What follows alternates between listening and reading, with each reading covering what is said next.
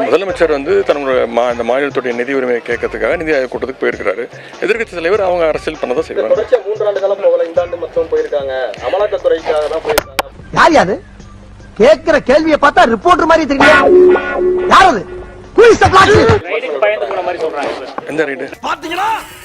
செல்லத்துக்கு ஒண்ணுமே தெரியல. ரைடுக்கு பயந்து போயிருக்காங்க. இடி ரைடுக்கு பயந்து பல முறை நான் சொல்லியிருக்கிறேன், இடி இல்லை மோடிக்கும் நான் பயப்பட மாட்டோம், நாங்கள் தொடர்ந்து எங்களோட குரல் கொடுத்து தான் இருப்போம். இது ஏதோ காமெடி பீஸ்ரா, ரொம்ப வீக்கா இருக்கான். என்ன பண்ணாங்க வந்து இப்ப நான் என்ன உங்கள்கிட்ட சொல்றது? மிரட்ட பார்த்தாங்க. மிரட்டி அடி பண்ணி வைக்கிறதுக்கு பயப்படுறதுக்கு அடிமை கட்சி கிடையாது திமுக. தம்பி காமெடி வேண்டாம், நான் சொல்லிட்டேன். நான் காமெடி பண்ணாதன்னு சொல்லியிருக்கேன். நான் எங்களுடைய கலைஞர் உருவாக்கின கட்சி, எங்களுடைய சுயமரியாதை கட்சி, பெரியார் கொள்கைகள். தப்பு பண்ணுறவங்க தான் பயப்பட தேவை. நாங்கள் யாருக்கும் அடி பண்ணிடணும் தேவையில்லை, பயப்படவும் எங்கள் அவசியமும் கிடையாது. அவங்கள விட உன்னை பார்த்தா எனக்கு பயமா இருக்கு.